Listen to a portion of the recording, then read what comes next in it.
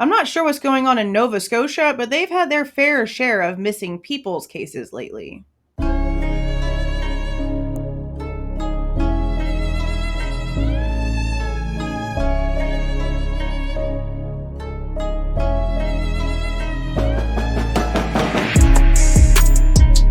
Hey guys, this is Jules with True Crime Reactions.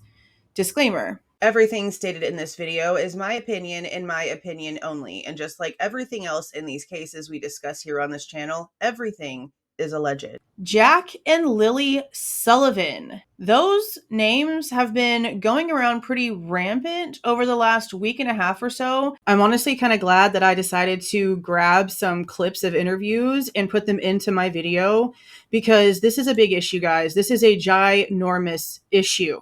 I'm going to show you guys this YouTube search page. I put in Jack and Lilly Sullivan mom interview. I spelled Lily's name correctly. Lilly, the missing child, her name is being misspelled by literally everyone. Annie Elise's video from 24-ish hours ago, by the time this maybe gets posted, already has almost 200,000 views, and the girl's name is spelled wrong. The one right here from Dolly, it's spelled wrong. The one right here from Never a Truer Word, it's spelt wrong. Literally, JLR, Never a Truer Word again. Look, even right here, CTV News from 4 days ago, an actual mainstream channel, spelled it wrong. And no, I'm not just running my mouth because, oh my God, you're the only one ever right. Oh my God.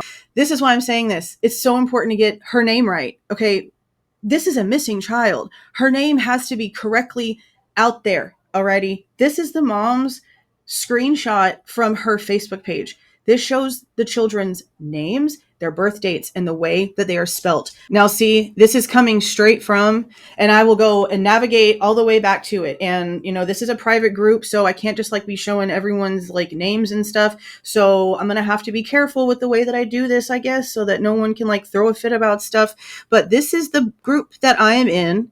And notice that the name is spelt correctly. Now I'm going to go down here and click on media.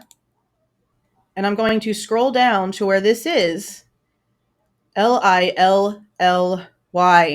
It is a bad day in true crime when Jomo, the guy who is notorious for faking audio in true crime cases, has it right whenever reputable sources have it wrong. That is so not okay. And after sitting down and binge watching a whole bunch of stuff today and yesterday, I completely understand why. Now, initially, I only listened to like one video, and whenever you just hear, oh, the parents were both still in and out of sleep at 10 o'clock in the morning, and these little kids, 4 and 6, Lily's 6, Jack is 4, and, you know, they're just basically on their own in the morning while the parents are both just like conked out in the room. And, you know, there very well might be substances involved, you know, in some way, shape, or form here. I hope not. I don't know if there is or not. You just don't know. But I want to go over the little bit of timeline information that we do have, because there is 1,001 million red flags in this story. I know that a lot of people are really sketch of the stepdad. His name is Daniel. He is the stepdad to the 2 missing children, but he's the biological father of the 18-month-old baby that he has with the children's mother. I believe her name is pronounced Malaya. He also has 2 other children with another partner, and everything that I've been looking at so far, his parents and his ex, his children's mom, still get along, still talk. That whole relationship seems, you know, healed up and normal for, you know, a divided family. And on top of that, everyone at the time that this was all going on, were all living over at Daniel's like family property. They call it his childhood home.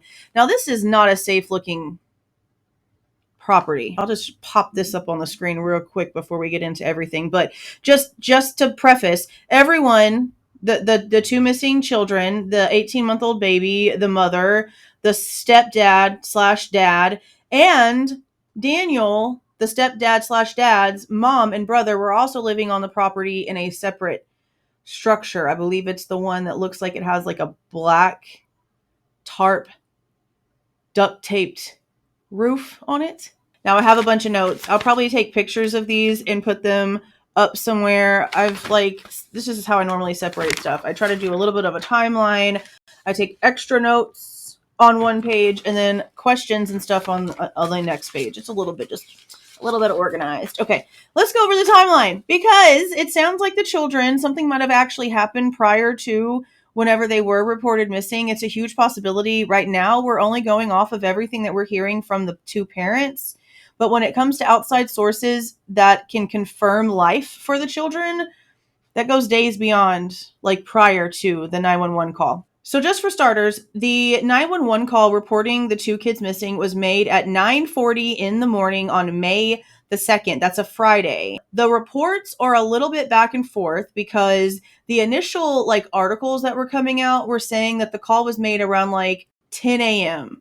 But 20 minutes is a big difference when it comes to missing any sort of human, but especially a child. So I really wish that the initial reports would have been more specific and not just rounded up like a bunch of lazy a-holes, because that makes it look already bad as it is. Not to say that it's not bad, because one of the other sources are claiming that they woke up, the parents actually did fully wake up around like 8:30, but that they were laying in the room with the 18-month-old and they were dozing in and out of sleep until like 10 o'clock in the morning. And that's whenever they apparently, woke up, didn't hear the kids, all the things. But then again, it's not 10 o'clock. But whenever the dispatch audio's been released, and there's several YouTubers out here that are playing it, one of the big portions that they're really like focusing on, and again, before I say this, we don't know if this officer on the dispatch has the correct information either, because right now we just have two little bitty missing kids and everyone's like in a panic, okay? In the dispatch audio, they're asked how long the kids have been MIA, and what's said is 0800, which is 8 o'clock in the morning. So we have the kids technically going missing since 8 a.m. on the dispatch. Then we have another report claiming that the parents were initially up around 8:30, but that they were dozing in and out until around 10 o'clock, which we know isn't true because the timing of the 911 call is supposed to be at 9:40 in the morning. If they were really missing since 8 o'clock in the morning and nobody called the cops until 9:40, that's a ginormous problem. If they really woke up at 8:30 in the morning and realized that something was wrong and didn't call the cops until 9:40, that's a huge problem. Okay, that right there is one of the reasons why a lot of people are comparing this case to Summer Wells. But I mean, how can you like not compare it to other cases whenever you hear stuff like this? The original stories, besides the whole they were laying in bed with the 18-month-old and going in and out of sleep, this is the original story. The two parents are laying in bed with the 18-month-old baby, and apparently Jack and Lily are doing stuff around in the house. They can hear them playing in the room next to them. Now, they either say they were trying to feed the baby, or they say they were trying to get the baby to go back to sleep. So whenever it's the trying to get the baby to go back to sleep, they're also saying that they were trying to get the kids to not be so loud. They kept telling them to, quiet down. But if you're just feeding the kid, then you don't really need to tell the other kids to be quiet. So unless they were trying to give the baby the bottle to put the baby back to sleep, then okay. But a lot of people are questioning that simply because both of the parents were in and out of sleep while these other two kids were just running around doing, who knows what. So then the story gets a little bit crazy because whenever the mom comes out and talks, all she says is that she's hearing them. She heard them until she didn't hear them anymore, and that's whenever all the chaos started. What happened was we woke up, I heard them playing in the next room beside us, and I was drifting in and out of sleep. And they're not the type of kids that we tell them not to go outside on their own. We always make sure that we're out there with them, watching them. And they happened to just get out that sliding door, and we can't hear it when it opens. And they were outside playing, but we weren't aware of it at the time. And the next thing we knew, it was quiet. And we get up, and I tell him, my partner, Daniel, I tell him, do you hear the kids? And he says, no. And we get up instantly. We're looking outside. We're looking everywhere, yelling for them. And I instantly just call 911. I just had the instinct I needed to call. I appreciate the huge search effort going on right now. But we've been pushing for an Amber Alert, which hasn't been issued. Not just that they could possibly be abducted, which it is a possibility that they could have been, but just an alert to let everyone know that they are missing. We had people text me saying that they weren't aware, someone else let them know that they were missing, and it would just be nice if everyone could be alerted. We thought maybe that we found tracks, but it's still uncertain. It's been raining and they're probably soaking wet, but with the sun today, I'm hopeful that they are feeling warm. We're all filled with pain and sorrow because we just want them found. We want them home. Everyone loves them. And they do have possible autism, but it's not extreme autism. It's just they have issues with school, and they don't catch up with the other kids. I just want to remain hopeful. But there's always, in a mother's mind, you're always thinking the worst. Last night was one of the worst nights because I didn't have them in their beds. And I don't want to go through that another night without them. Nothing ever comes out of her face about physically seeing them. Everything about her story is only audio. When it comes to the stepdad, when it comes to Daniel, he claims that the little girl Lilly popped her head in and out of the door of their bedroom several times, and he recalls her being in a pink shirt. So whenever you hear that, and then whenever you also hear that apparently the 4-year-old Jack was in the kitchen while the 6-year-old Lilly was in and out of the room, a lot of people are thinking, well, they were probably hungry. They wanted to get food. Their parents weren't getting up and feeding them, so they were going in the kitchen and doing it their damn selves. Totally possible. Honestly, that's exactly what it sounds like. But he claims, again, to have seen her popping her head in and out of the room, but mom never says that. And mom and dad are supposed to be in the room together. Again, dozing in and out of sleep. So what are the off chances that he's the only one awake every single time that little Lilly pops her head in and out that door to probably ask for something? Highly unlikely, honestly. Now, again, this is on Friday, May the 2nd. And one of the big issues that some people have is that Daniel, the dad, was home that day instead of being at work. Now, one of the things that I would really like verified is if he called in, if it was a scheduled day off, and if it is a scheduled day off, is it true that it's because the sawmill work in that area is slowing down? Because that's the current rumor. So if that's the case and he was off work because work is slow, that's not suspicious. But it gets a bit suspicious whenever you consider the fact that the last person to have seen these children alive outside of this family property was the bus driver who dropped them off at home on Tuesday, April the 29th. Yeah. Now, I heard in one video that on April the 30th, there was no school whatsoever. School was out for some reason. I have no idea for what. I'll try to find some validation for that, but that's an interesting scenario considering that the very next day, on May the 1st, apparently neither of the children would go to school because Lilly, and only Lilly, apparently had a cough. So one of my other questions is if that's been validated from anyone else either. I know that that's coming from the parents, but does Daniel's mom and brother have any sort of memory of Lilly having a cough? When did the cough start? Was it noticeable on Tuesday whenever she was at school? Is it something that just came on all of a sudden? Is it even real? Because that's what you really have to question. Is it even real? We have April the 29th, sometime in the afternoon, early evening hours, where these children are getting off the bus, and according to the bus driver in the report that I read, nothing seems abnormal. Some of the reports originally tried to say that the children were autistic, but both of the parents have now come out and said no, that they have maybe sort of like autism, sort of like traits, but that they really just are not up to the same level as other kids in their preschool classes.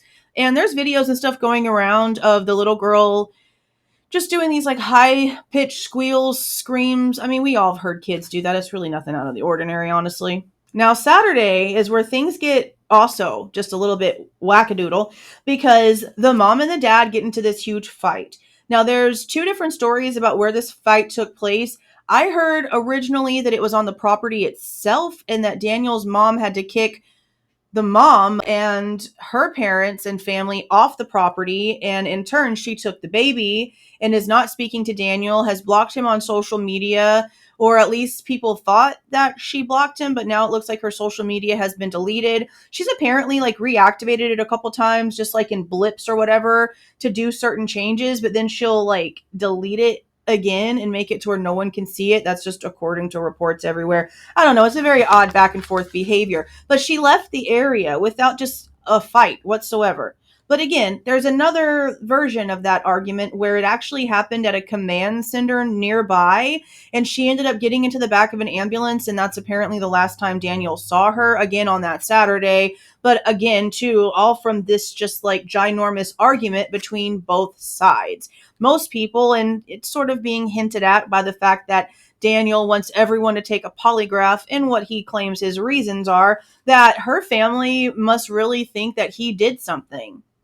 But a lot of other people are really questioning the mom because so many things in Nova Scotia are so tight lipped. And we know that because we have the story of the girl that was found in the Walmart bakery oven, and we've gotten no other information out of that situation. Then we have a story that I've done here recently, per member request, of the missing case of Zach LaFave over in Nova Scotia, and nothing ever really comes out of that either. They did a search here recently, like at the same time that the searches for Jack and Lilly were going on, all of a sudden they were also redoing a search for Zach. Nothing came out of that though, at least nothing that I've seen so far. But it's interesting to say the least that like all these things are happening and eventually all of the information just runs out. They stop talking. And I guess the rules over there are different than over here because it's a lot more difficult for people to get information on cases.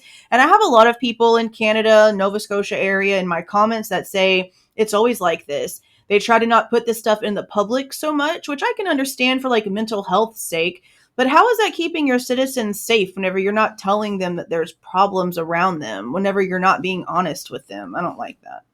Now, it's been last reported that, again, after the mom got kicked off the property, that she's been staying with her mother with their child, the 18-month-old baby. But no one knows, again, back to the secrecy rant there just a second back. No one knows for sure if she still has custody of the 18-month-old or not. Because back on May the 8th, the dad had a friend bring him to what's considered like the Canadian version of Child Protective Services, and they denied him access to be able to see the child. And if the child wasn't in the Canadian version of CPS's, guardianship, custody, why would they be the ones to give him permission?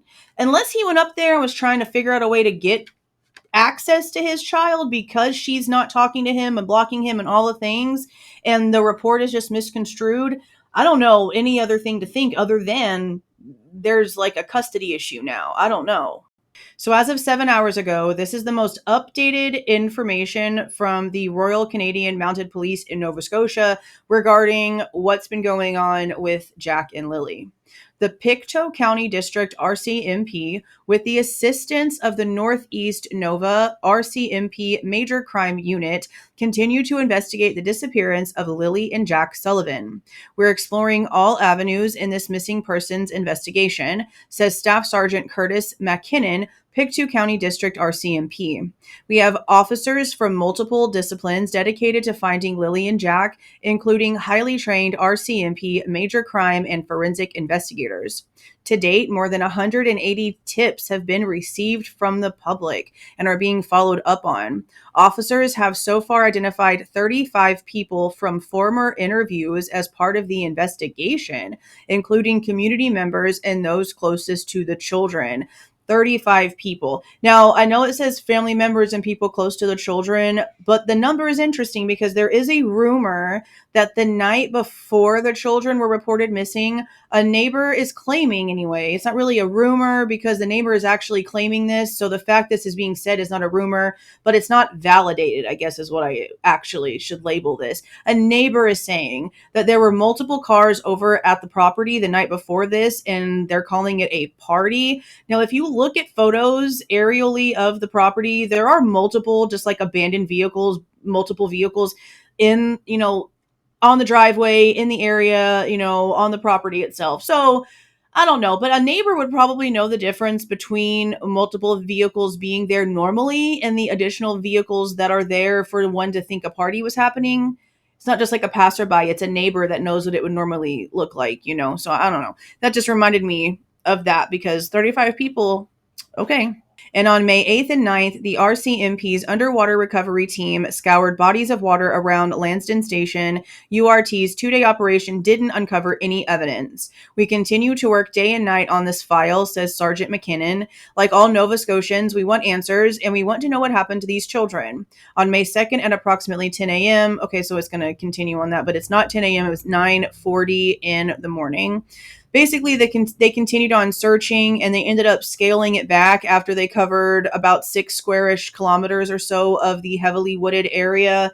Now, what was interesting about the wooded area is that the stepdad, and he's apparently going out there and showing them all these different locations. There's apparently a bunch of little, like, forts and lean-tos and little things, like, in the little wooded areas around the property. Again, this was his childhood home. So there's probably multiple, and they've probably been there for like a super long time. So let's look into a couple of the details that probably should be mentioned when it comes to prints.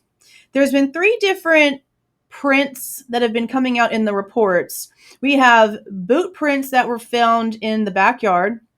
We also have footprints that were found by the road and facing the road, like somewhere towards the edge of the yard, somewhere closer to the road, facing the direction of the road. And that one's super important because they're also claiming that the dogs are not picking up a scent once they get to the end of the driveway. That's where it ends. But there's also some boot prints somewhere close by to the property where some natural gas pipelines are.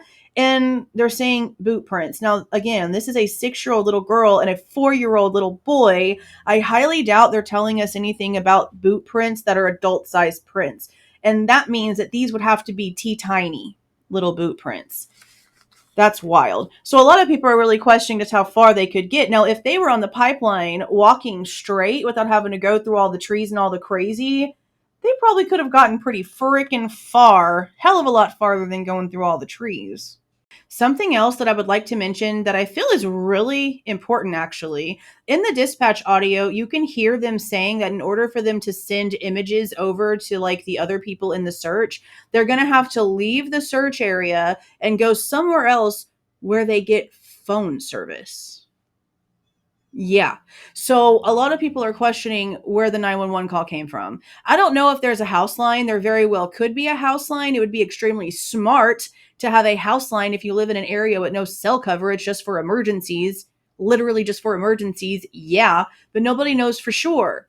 Did they leave to make the 911 call? Because that's a possibility too. The stepdad said that he did get in his vehicle and drove around the dirt roads and did a bunch of looking around, and then the mom is the one who made the 911 call.